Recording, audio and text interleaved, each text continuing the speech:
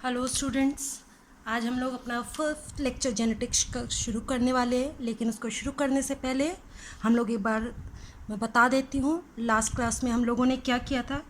Last class में हम लोगों ने कुछ टॉपिक्स पढ़े थे और उन टॉपिक्स में हमने एक टॉपिक पढ़ा था प्लेयोट्रोपी, एक पढ़ा था पॉलीजेनिक जीन इंटरेक्शन, जिसके जो एक ट्राई हाइब्रिड क्रॉस था और उसको मैंने आपको सॉल्व करने के लिए क्वेश्चन दिया था, यानी कि पूरा एक ट्राई हाइब्रिड क्रॉस बनाना था, यानी कि टोटल 64 का क्रॉस दिया था। और उसमें मैंने आपको बताया था कि ह्यूमन स्किन कलर जो उस क्रॉस के थ्रू हम लोग शो कर रहे थे, तो उसमें हमारी जो रेशो आई थी, तो मैंने रेशो आपके लिए छोड़ा था कि पहले आप क्रॉस बनाइए और उसमें जो है नंबर ऑफ़ डोमिनेंट एलील्स को काउंट करके जो है वो रेशो निकालनी थी, जिसको हम सबसे लास्ट में डिस्कस करेंगे। ठीक है, वहाँ हमारा टॉपिक ख़त्म होता था जो है जीन बेसिस ऑफ इनहेरिटेंस। आज हम लोग शुरू करने जा रहे हैं क्रोमोसोमल बेसिस ऑफ इनहेरिटेंस, यानी कि role of chromosomes in the inheritance of character, क्योंकि जीन्स कहाँ प्रेजेंट होते हैं? क्रोमोसोम्स पर, जिनके इफ़ेक्ट को हम लोग अभी तक पढ़ चुके हैं कि how jeans control the characters. अब हम बात करेंगे कि क्रोमोसोम्स जो है वो किस तरह से रोल प्ले करेंगे। सबसे पहले क्रोमोसोमल थ्योरी को हम लोग डिस्कस करेंगे। क्रोमोसोमल थ्योरी जो है that was given by Sutton and Boveri in 1902। यहाँ पर जो है यानी कि क्रोमोसोम्स के रोल के बारे में जो क्या क्या पॉइंट्स बताए सटन बॉवेरी ने, तो उन्हीं को हम लोग डिस्कस करेंगे। यानी कि आप देखो इसमें पहला according to this Mendelian factors, यानी कि अभी तक जो जीन्स हमने पढ़े जिनको डिस्कवर किसने किया था? मेंडल ने किया था। इट मीन्स जिनको आज हम जीन्स बोलते हैं वो किस नाम से जाने जाते हैं? Mendelian factors. ठीक है, तो according to this Mendelian factors और genes are located on chromosomes. ये बात हम पहले भी डिस्कस कर चुके हैं कि जीन्स कहाँ प्रेजेंट होते हैं? They are present on chromosomes और दे शोज सेग्रीगेशन, यानी कि they shows the phenomena of segregation, यानी कि जीन्स जो क्रोमोसोम्स पर प्रेजेंट होते हैं वो एक दूसरे से सेपरेट होते हैं and assort at the time of transmission from one generation to another. यानी कि जिस तरह से मेंडेलियन जीन्स जो है वो सेपरेट होते हैं और एक दूसरे से दो जीन्स जो है वो जनरेशन टू जनरेशन जो है ट्रांसमिट होते हुए एक दूसरे से इंडिपेंडेंट होते हैं, तो यही यहाँ पर इन्होंने बताया है कि इसके अकॉर्डिंग मेंडेलियन जीन्स जो है वो कहाँ प्रेजेंट होते हैं? क्रोमोसोम्स पर, and they shows the phenomena of segregation and assortment eight the time of transmission. यानी कि ट्रांसमिट कैसे होंगे?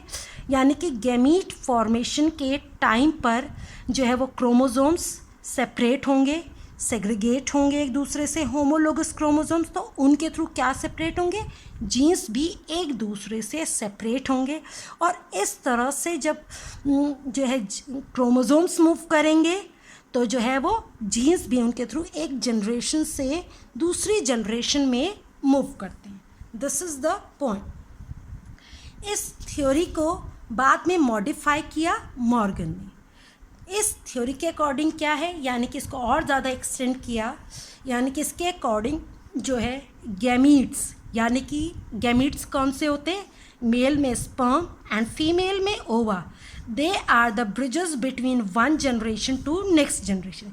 ये पॉइंट मैंने पहले भी बताया कि गैमीट्स के अंदर क्या होंगे? गैमीट्स क्या है? एक तरह के सेल्स हैं, ठीक है, और उनके अंदर क्या होंगे? क्रोमोसोम्स होंगे। क्रोमोसोम्स पर क्या होंगे? क्रोमोसोम्स पर जीन्स होंगे। यानी कि गैमीट्स जो है वो एक तरह का ब्रिज का काम करते हैं from one generation to next generation. यानी कि पेरेंट के पेरेंटल क्रोमोसोम्स के ऊपर जीन्स जो होंगे वो एक जनरेशन से दूसरी जनरेशन में मूव करते हैं। सेकंड पॉइंट है the two types of gametes contribute equally in the heredity of the offspring. अब क्योंकि जो गैमीट्स है स्पर्म और ओवा यानी कि हाफ क्रोमोसोम्स, यानी कि पेरेंट के अंदर जितने क्रोमोसोम्स होंगे, यानी कि जैसे ह्यूमंस में ले लेते हैं तो 46 क्रोमोसोम्स होते हैं, जो है गैमीट्स के अंदर वो हाफ हो जाएंगे, यानी कि 23 इन स्पर्म, और मदर के जो है वो ओवा के अंदर आ जाएंगे 23, यानी कि दोनों जो है 23 क्रोमोसोम्स इक्वली कंट्रीब्यूट कर रहे हैं ऑफस्प्रिंग। यानी कि जब दो गैमीट्स फ्यूज़ होंगे तो उससे जाइगोट बनेगा और जाइगोट से एक ऑफस्प्रिंग बनेगा। It means zygote have half of the parental chromosomes and half of the maternal chromosomes. In this way, these chromosomes contain genes. It means gametes जो है sperm और ova, they contribute equally in the heredity of the offspring. Next point, nucleus contain chromosomes that carry hereditary informations. ये हम पहले भी बहुत बार discuss कर चुके हैं, अभी भी मैंने बताया क्रोमोसोम्स कहाँ प्रेजेंट होंगे, न्यूक्लियस में। स्पर्म और ओवा क्या है, एग है। इसका मतलब जो स्पर्म और ओवा जो है, स्पर्म और ओवा जो है ये क्या है, एक तरह के हैप्लॉइड सेल्स हैं। हैप्लॉइड सेल्स का जो न्यूक्लियस है, यानी कि न्यूक्लियस के अंदर जो क्रोमोसोम्स हैं वो उनके अंदर क्या, वो जो क्या करते हैं, दे कैरी हेरिडिटरी इंफॉर्मेशन। इसका मतलब स्पर्म और ओवा का जो न्यूक्लियस है उसके अंदर हेरिडिटरी इंफॉर्मेशन होती है in the form of chromosomes. Next is a gamete contain only one factor out of 2। आप देखो जो गैमीट होगा, जो होमोलोगस क्रोमोसोम्स होते हैं डिप्लॉइड सेल में, वो गैमीट फॉर्मेशन के टाइम पर जो है वो एक दूसरे से सेपरेट होंगे। अब उन्हीं होमोलोगस पेयर के ऊपर क्या होते हैं, जीन्स यानी कि फैक्टर्स प्रेजेंट होते हैं। जब गैमीट फॉर्मेशन के टाइम पर होमोलोगस पेयर सेपरेट होगा तो उसके ऊपर जो जीन्स हैं या फैक्टर्स हैं, जो 2 फैक्टर्स होमोलोगस क्रोमोसोम्स पे, तो एक फैक्टर एक के अंदर चला जाएगा। यानी कि जब होमोलोगस पेयर में से एक क्रोमोसोम गैमीट के अंदर जाएगा तो उसके थ्रू एक ही फैक्टर जाएगा। इट मीन्स डिप्लॉयड ऑर्गेनिज्म से जब गैमीट्स बनते हैं तो उनके अंदर जब गैमीट्स बनेंगे तो डिप्लॉयड सेल के अंदर 2 जीन्स होंगे, 2 पेयर होगा क्रोमोसोम्स का, यानी कि होमोलोगस पेयर। और गैमीट्स के अंदर जो है 2 पेयर ऑफ क्रोमोसोम्स में से एक ही क्रोमोसोम आएगा तो उसके ऊपर जो प्रेजेंट फैक्टर है वो भी किसके अंदर आएगा, गैमीट के अंदर आएगा।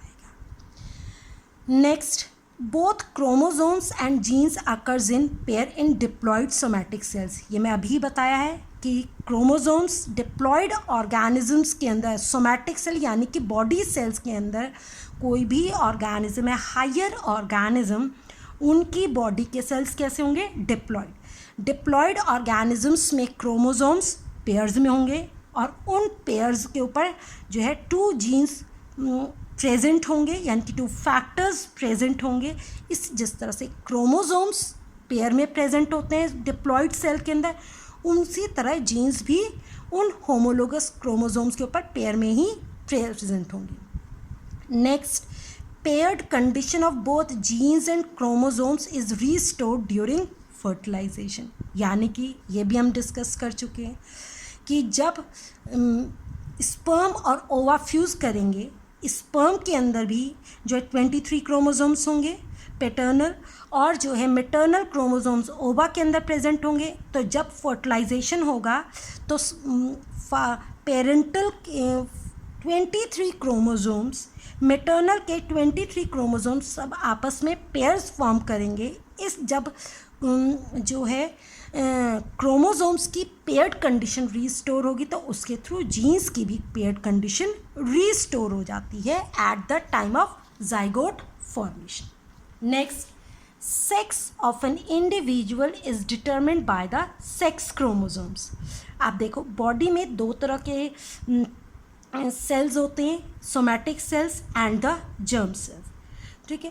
अब यहाँ पर जो है वो यानी कि जो क्रोमोसोम्स होंगे, जो there are 2 types of chromosomes, और 2 टाइप्स ऑफ क्रोमोसोम्स कौन कौन से होंगे, जो बॉडी कैरेक्टर को कंट्रोल करेंगे, they are called autosomes. Autosomes control body character, whereas there is each individual has a pair of sex chromosomes. Sex chromosomes, that is allosomes. जैसे humans में X and Y, यानी कि they determines the sex of an individual. ठीक है, किसी भी individual के अंदर जिस तरह से ह्यूमंस में कितने क्रोमोसोम्स हैं, ह्यूमंस में 46 क्रोमोसोम्स होते हैं, यानी कि 23 पेयर्स. उस 23 पेयर्स में से 22 जो है they are autosomes and 1 pair is of sex chromosome, यानी कि 2 तरह के होते हैं X एंड Y. ठीक है, ये होती है हमारी जो है क्रोमोसोमल थ्योरी ऑफ इनहेरिटेंस. अब हम बात करते हैं how jeans and chromosomes they shows the parallel behaviour, यानी कि जीन्स और क्रोमोसोम्स एक जैसा बिहेवियर किस तरह से शो करती हैं. एक बात ध्यान रखना है, जीन्स को हम लोग मेंडेलियन फैक्टर्स भी, क्योंकि जीन्स की डिस्कवरी की थी मेंडल ने. अब यहाँ पर जो है, यहाँ पर जो मेंडेलियन फैक्टर्स यानी कि इट मीन्स जीन्स, अब पैरेलल बिहेवियर कैसे शो करेंगे. जैसे मैंने बताया, जीन्स और chromosomes they are transferred from one generation to another generation. कैसे ट्रांसफ़र होंगे? Through gametes, through sperm and ova, जिनके फ्यूजन से जाइगोट बनेगा और पेरेंटल जीन्स और क्रोमोसोम्स जो है वो जो है ऑफस्प्रिंग के अंदर मूव करेंगे. यानी कि मेंडेलियन फैक्टर्स और क्रोमोसोम्स दोनों ही जो है एक जनरेशन से दूसरी जनरेशन में मूव करते हैं. अब नेक्स्ट बात करते हैं, next point, each chromosome as well as genes get replicate during cell division. यानी कि जब सेल डिवाइड करता है तो क्रोमोसोम्स सबसे पहले सेल डिवीजन का पहला स्टेप होता है, यानी कि न्यूक्लियस का डिवीजन, यानी कि न्यूक्लियर डिवीजन. और जब न्यूक्लियस डिवाइड करता है तो उससे पहले वो अपने क्रोमोसोम्स की डबलिंग करता है. और जब क्रोमोसोम्स की डबलिंग होगी तो क्रोमोसोम्स के ऊपर जो जीन्स हैं वो भी क्या करेंगे, दे ऑल्सो गेट डबल्ड, यानी कि both chromosomes as well as genes get replicated. Next, in diploid cell chromosomes occurs in homologous pair. ये भी हम पॉइंट डिस्कस कर चुके हैं कि डिप्लॉयड सेल के अंदर क्रोमोसोम्स कैसे होते हैं, they are present in homologous pair. इसी तरह से जीन्स भी कैसे होते हैं, genes also occur in pair और होमोलोगस क्रोमोसोम. यानी कि जो होमोलोगस क्रोमोसोम्स है उन्हीं के ऊपर क्या प्रेजेंट होते हैं, जीन्स. जीन्स भी किसी भी सोमैटिक सेल के अंदर पेयर्स में होंगे, डिप्लॉयड ऑर्गेनिज्म के अंदर, और क्रोमोसोम्स भी पेयर में होंगे, यानी कि दोनों के बिहेवियर सेम है यहाँ पर. Next, both genes and chromosomes segregate at the time of gamete formation. Genes और क्रोमोसोम्स दोनों ही क्या करते हैं, एक दूसरे से सेपरेट होते हैं at the time of gamete formation. Genes का सेग्रीगेशन हम लोग मेंडल लॉज में डिस्कस कर चुके हैं. एक पॉइंट और बता देते हैं, इंडिपेंडेंट असॉर्टमेंट. आप देखो, जो जीन्स हैं मेंडेलियन जीन्स, ठीक है, मेंडेलियन फैक्टर्स, अगर वो मेंडेलियन फैक्टर्स अलग अलग क्रोमोसोम्स पर प्रेजेंट होते हैं, यानी कि अलग अलग जीन्स या मेंडेलियन फैक्टर्स अलग अलग क्रोमोसोम्स पर प्रेजेंट होते, तो वो एक दूसरे से इंडिपेंडेंटली सेपरेट हो सकते हैं. ठीक है, जबकि क्रोमोसोम्स ऐसा नहीं शो करते, मतलब क्रोमोसोम्स भी एक दूसरे से असॉर्ट होते हैं, लेकिन जीन्स कौन से असॉर्ट होंगे, जो डिफरेंट क्रोमोसोम्स पर प्रेजेंट होंगे. ठीक है, ये यहाँ पर हमारे जो है जीन्स और क्रोमोसोम्स का पैरेलल बिहेवियर. अब नेक्स्ट बात करते हैं हम लोग सेक्स डिटर्मिनेशन की. अब सबसे पहले व्हाट इज सेक्स डिटर्मिनेशन, यानी कि किसी भी इंडिविजुअल का अगर उसका सेक्स डिटर्मिन हो जाए उसकी लाइफ शुरू होने से पहले कि उस इंडिविजुअल का सेक्स क्या होगा, यानी कि मेल होगा या फीमेल होगा, this method of establishment of sex of an individual eight an early stage of life is called sex determination. आप देखो, आपके सिलेबस में यहाँ पर जो है 2 मेथड्स हैं। इसमें सबसे पहले हम लोग देख लेते हैं, जैसे मैंने पहले ही बताया, sex is determined bye sex chromosomes और एलोसोम्स, यानी कि सेक्स क्रोमोसोम्स को और क्या बोलते हैं, एलोसोम्स। सबसे पहले हेनकिंग ने जो है वो एक्स बॉडी ऑब्जर्व की in 50% sperms of an insects, ठीक है, which was later named as X chromosomes. उसके बाद में यानी कि एक्स बॉडीज़ नाम दिया, शुरू में कुछ स्पेशल टाइप के उन्होंने स्ट्रक्चर्स देखे, जिसको बाद में क्या देखा, जो है वो उनको नाम दिया एक्स क्रोमोसोम। स्टीवंस ने भी जो है इसी तरह से वाई क्रोमोसोम को जो है वो ऑब्जर्व किया।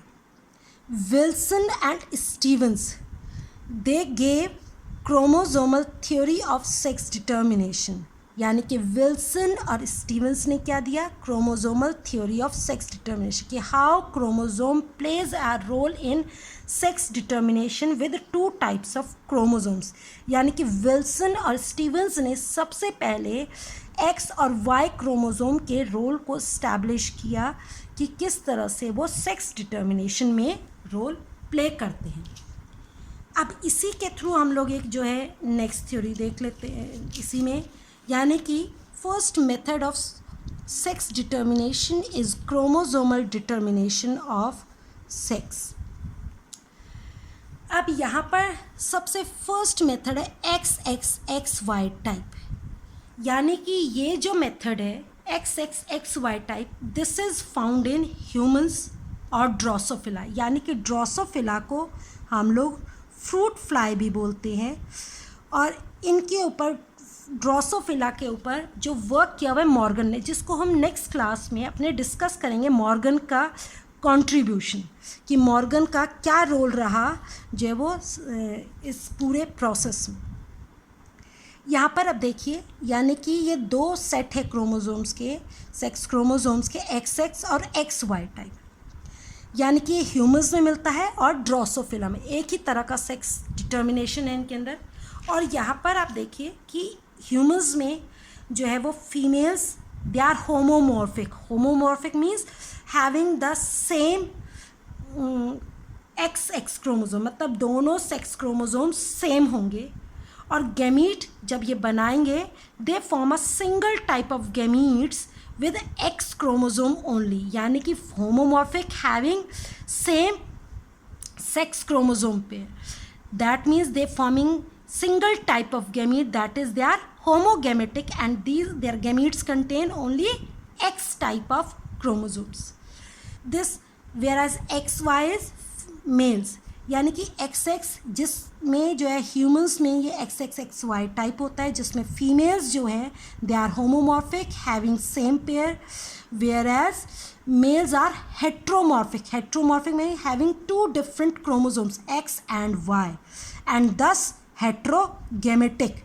Heterogametic means males can form 2 type of gametes, that is X and Y type, यानी कि मेल्स कितने तरह के गैमीट फॉर्म कर सकते हैं, males can form 2 type of gametes, one with X chromosome and the other with Y chromosome. अब इसके बाद नेक्स्ट मेथड इज, अब यहाँ पर जो नेक्स्ट है that is x X x type, X0 भी बोल सकते हैं इसको। This method of sex determination is found in grasshopper and cockroaches जो है।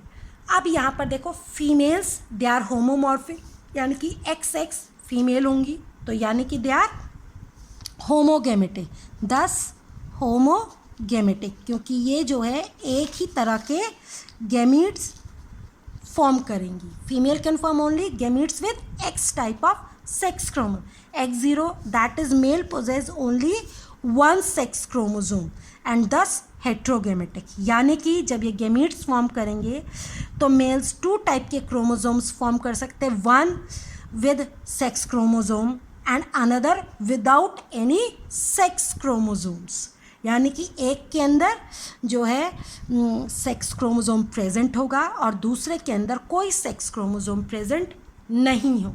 तो यहाँ पर जो है there possibility of 2 type of gamete formation, and this type of sex determination is found in grasshopper and cockroaches. Next is ZW and ZZ type. This type of chromosomal sex determination is found in birds, fishes and some reptiles. जिसमें जो females हैं they are heteromorphic, यानी कि exceptional case है, birds जो हैं उनके females में जो है वो 2 डिफरेंट सेक्स क्रोमोसोम होंगे, और वो जो है females they can form 2 type of gametes, one with Z type of sex chromosome and other with W type of sex chromosome. Males they are homomorphic and thus male are homogametic, यानी कि males जो gametes form करेंगे they have only 1 sex chromosome that is Z type, यानी कि और कोई possibility नहीं है. अब इसमें जो क्वेश्चन आते हैं एग्ज़ाम में अक्सर पूछ लेते हैं आपसे कि ZW and ZZ type of sex determination mechanism is found इन, यानी कि इसमें जो है एग्जाम्पल्स पूछे जाते हैं. तो आपने इन एग्जाम्पल्स में ध्यान देना है कि कौन सा मैकेनिज्म जो है, कौन सा क्रोमोसोमल सेक्स क्रोमोसोमल जो है वो मैकेनिज्म जो है वो बर्ड्स में मिलेगा, ग्रासहॉपर में मिलेगा, ड्रोसोफिला में मिलेगा, ह्यूमंस में मिलेगा. ये हमारा होता है chromosomal mechanism of sex determination. आप देखो, अब हम जो है नेक्स्ट, ये बहुत इंपॉर्टेंट टॉपिक है, that is haplodiploidy mechanism of sex determination. ये जो mechanism that is found in honey bees, यानी कि जो है sex is determined by the number of set of chromosomes, यानी कि जो हनी बीज वगैरह होते हैं इनके मेल्स जो हैं दे आर हैप्लॉइड और फीमेल्स जो होती हैं दे आर डिप्लॉइड. अब ये किस तरह से डेवलप करते हैं, देखो हनी बीज में there are 3 type of individuals, drones जिनको मेल्स बोलते हैं, and they are haploid and they develop parthenogenetically from unfertilized egg, यानी कि जिसमें एग जो है वो डायरेक्टली किस में कन्वर्ट हो जाते हैं, इंडिविजुअल्स में डेवलप हो जाएंगे, यानी कि विदाउट फर्टिलाइजेशन. इस केस में मेल्स कैसे रहेंगे, हैप्लॉइड रहेंगे. नेक्स्ट है, एक होती है वर्कर बीज, वर्कर बीज भी फीमेल होंगी, और एक होती है क्वीन, क्वीन तो फीमेल होगी ही होगी. अब इसमें क्वीन जो है that is a fertile diploid bee, and workers जो है दे आर डिप्लॉइड तो होंगी लेकिन दे are sterile bees, they are unable to reproduce. अब यहाँ पर देखो हम एक क्रॉस के थ्रू एक्सप्लेन करते हैं कि किस तरह से डेवलप होगी, यानी कि male bee that is n is equal to 16, यानी कि इनके अंदर जो है क्रोमोसोम्स कितने होते हैं 16. इट मीन्स फीमेल क्वीन के अंदर कितने क्रोमोसोम्स होंगे 32 क्रोमोसोम्स होंगे, 2n इज इक्वल टू 32. अब यहाँ पर देखो जब गैमीट्स बनते तो माइटोसिस से बनेंगे, क्योंकि ऑलरेडी हैप्लॉइड क्रोमोसोम्स है तो मियोसिस नहीं होगा, माइटोटिकली गैमीट्स बनेंगे. स्पर्म्स यानी कि gamete, male gamete that is n is equal to 16. Male bee form gametes mitotically, queen bee it forms eggs meiotically. Diploid है तो एग के अंदर भी कितने होंगे 16 क्रोमोसोम्स. अब अगर ये एग जो है विदाउट फर्टिलाइजेशन डेवलप होता है, हम इसको क्या बोलते हैं, इस develops parthenogenesis. Parthenogenesis when an individual develops directly from an unfertilized egg, this phenomena is called parthenogenesis. तो ऐसा जब एग बिना फर्टिलाइजेशन के डेवलप होगा तो मेल बी डेवलप होंगे, that is n is equal to 16. इधर जो है मेल बी जो है जब ये स्पर्म जो है एग के साथ फ्यूज़ करेगा तो फीमेल बीज डेवलप होंगी, यानी कि फीमेल बीज कैसी होंगी 2n इज इक्वल टू 32. अब ये फीमेल बीज यानी कि फीमेल होंगी, लेकिन अब इनमें जो है क्वीन और वर्कर बीज किस तरह से डिफ्रेंशिएट होगी, यानी कि फीमेल अगर इनके लार्वी, सबसे पहले जब लार्वी जो है वो आएंगे तो लार्वी के यानी कि एक तरह से न्यूट्रिशन का बहुत इम्पॉर्टेंट रोल है वर्कर और क्वीन के डेवलप होने में. अगर जो है इनके लार्वल स्टेज में अगर ये फीड करते हैं नेक्टर पर, ठीक है, लार्वी, तो ये डेवलप हो जाती हैं वर्कर बीज में. लेकिन अगर जो है लार्वी फीड करते हैं रॉयल जेली के ऊपर तो डेवलप हो जाते हैं क्वीन बी में, that is a fertile queen. एक बार और ध्यान से देखो, मेल जो है वो हेप्लॉइड होंगे और फीमेल जो है दैट इज़ डिप्लॉइड, यानी कि एग्स मियोटिकली बनेंगे, मियोसिस से बनेंगे, और स्पर्म्स जो है वो माइटोसिस से बनेंगे। अब अगर एग और स्पर्म फ्यूज़ करते हैं तो फीमेल बी डेवलप्स होंगी। अब ये फीमेल बीज वर्कर में कन्वर्ट होंगी या क्वीन में कन्वर्ट होगी, डिपेंड करेगा इनके न्यूट्रिशन पर। अगर लार्वल फीमेल बीज जितने भी होंगे, अगर वो लार्वल स्टेज पर नेक्टर पर फीड करते हैं तो वो वर्कर बीज में कन्वर्ट होंगे, यानी कि दे बिकम्स स्टेराइल वर्कर बीज। और अगर वो रॉयल जेली के ऊपर फीड करते हैं तो develops into a fertile queen. अब यहाँ पर एक चीज़ और ध्यान देने वाली बात है कि जो मेल बी है that develops parthenogenetically from unfertilized egg and this phenomena is known as arrhenotoky. क्या बोलेंगे इस फिनोमिना को? This phenomena is arrhenotoky. ये बात ध्यान रखनी है। और एक बात और, जो मेल बी होगा, ठीक है, इसका कोई फादर नहीं होगा। देखो बहुत ध्यान से देखना है, जो मेल बी है this is a son bee. Son bee जो है it do not have any father, ठीक है। ये किससे डेवलप हुआ? एग से डेवलप हुआ है। इसमें स्पर्म का कोई रोल नहीं है। इट मीन्स इस मेल बी का जो है वो सन बी जो है it do not have a father. ये बात ध्यान रखने वाली है, आप इसको देख भी सकते हैं। क्यों? क्योंकि इसमें स्पर्म का कोई रोल नहीं है, तो इसका कोई जो है वो जेनेटिक फादर नहीं होगा। क्यों? क्योंकि it develops from an unfertilized egg. ये बात मेरे ख्याल से आप लोगों को समझ में आ गई होगी। एक बार आप इस टॉपिक को बहुत अच्छे से पढ़ना है। ये जो मैंने आपको डिफरेंट मैकेनिज्म बताया, chromosomal mechanism of sex determination and second is haplodiploidy mechanism of sex determination. अब मैंने लास्ट टाइम आपको एक क्वेश्चन दिया था जिसमें मैंने आपको बताया था कि आप लोग जो है क्रॉस बनाएंगे। जो हमारा जो क्रॉस था वो किस चीज़ का था? वो क्रॉस था हमारा क्वांटिटेटिव और पॉलीजेनिक इनहेरिटेंस का। अब ये देखिए, लास्ट टाइम मैंने आपको ये क्रॉस बोला था क्वांटिटेटिव पॉलीजेनिक इनहेरिटेंस, जिसमें हमने पढ़ा था inheritance of human skin colour in humans. यहाँ पर हमने मुलाटोज को इंटरब्रीड कराने के लिए बोला था, और मुलाटोज से जब हमने बताए थे कि इसमें 8 टाइप के गैमीट्स बनाने मैंने आपको लास्ट टाइम बताए थे, और मैंने बताया था कि आप इनकी रेशो निकालेंगे। अब ये देखिए, मैं अब आपको ये क्रॉस शो कर रही हूँ। यहाँ पर इस क्रॉस को बहुत ध्यान से देखिए।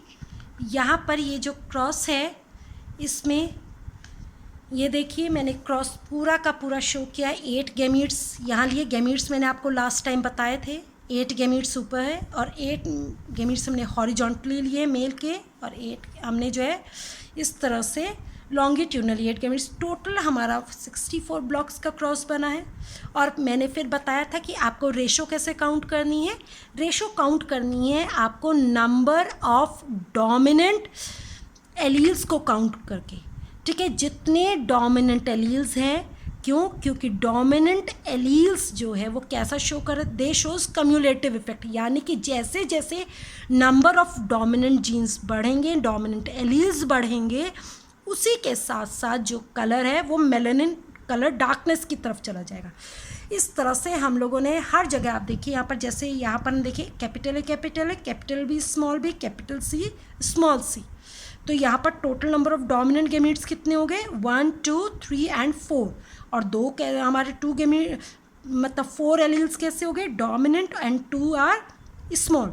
इट मीन्स ये हम कहाँ काउंट करेंगे? 4 में। यहाँ पर देखिए, इसमें इस वाले पार्ट में आप देखिए, जैसे हमने इनको क्रॉस किया, small A capital B capital C, capital A small C, तो हमारा आ गया capital A, capital B, capital C and small C. तो यानी कि हमने इसमें number of dominant alleles count किए तो कितने? 1, 2, 3 यानी कि 3 डोमिनेंट एलील। इस तरह से हम इस पूरे चार्ट को जो है वो पनेट स्क्वायर को प्रिपेयर कर लेंगे। और फिर रेशोज़ निकालने के लिए हम लोग क्या करेंगे, इसमें रेशोज़ आप देखिए, हम number of dominant alleles count करेंगे और कितने ब्लॉक्स में डोमिनेंट एलील्स है, तो हमारे 6 आए हैं डोमिनेंट एलील्स 1 यानी कि नीग्रोज, ठीक है। इसके बाद यहाँ पर हमारा आया है वेरी डार्क, 5 वाले जो होंगे वो उससे हल्के से लाइटनेस लिए हुए होंगे, तो यानी कि उसकी रेशो कितनी है, टोटल 64 में से हमारे जो है वो 6 जो है वो कितने आए हैं यहाँ पर, जो है वो वेरी डार्क। इसके बाद नेक्स्ट आ जाता है हमारा 4 dominant alleles. 4 dominant alleles that is ये देखो, दिस इज़ नीग्रोज, यहाँ पर हमारा जो है दैट इज़ वेरी डार्क, या हम इसको फेली डार्क भी बोल सकते हैं, 5 दैट इज़ 6 आई है। उसके बाद डार्क मतलब उससे थोड़ा सा लाइटनेस, क्यों, नंबर ऑफ़ डोमिनेंट एलील्स कम हो गए। अब यहाँ पर आए 15 रेशो। इसके बाद 3 डोमिनेंट एलील्स मतलब 3 dominant 3 recessive, that means they are mulattoes. Mulattoes का नंबर कितना है, 20। उसके बाद आप देखो ये इस तरह से ऊपर को किस तरह से जा रहा है, डार्कनेस की तरफ जा रहा है, यानी कि जैसे जैसे नंबर ऑफ़ डोमिनेंट एलील्स बढ़ते चले गए, कलर कैसा होता चला गया, बहुत ज़्यादा डार्क, ठीक है। These are mulattoes, these are dark, these are fairly dark and these are very dark या नीग्रोज जिनको हम लोग बोलते हैं। अब इसके बाद नीचे देखो, नीचे की तरफ हम जा रहे हैं तो लाइटनेस की तरफ जाएंगे। इट मीन्स 2 डोमिनेंट एलील्स यानी कि 4 रिसेसिव एलील्स, तो हमारी रेशो क्या आ गई 15। और यहाँ पर जो है 1 dominant allele is 6 and no dominant allele means all recessive that is 1। अब आप देखो मुलैटोज जो है वो सबसे ज़्यादा आए हैं, और जो है वो ग्राफ हमारा कैसा बन रहा है, अगर हम इसको ग्राफ की फॉर्म में प्लॉट करें तो यहाँ पर जो है ग्राफ हमारा कैसा बनेगा, ग्राफ बनेगा बेल शेप्ड ग्राफ। आप इसके ग्राफ को देखेंगे तो यहाँ पर हमारा ये 20 सबसे ज़्यादा होंगे mulattoes. These are light, these are fairly light and these are white, यानी कि एक तरह से एल्बिनोज हमारे आ जाएंगे। एक बार आप इस क्रॉस को बना के, ये हमारा होता है आपका ये लास्ट टाइम का वर्क जिसको मैंने आज डिस्कस कर लिया। अब आप इस टॉपिक को पढ़ेंगे जो मैंने आज पढ़ाया है आपको, और उसके बाद हम लोग नेक्स्ट टॉपिक आगे डिस्कस करेंगे। That's all, thank you.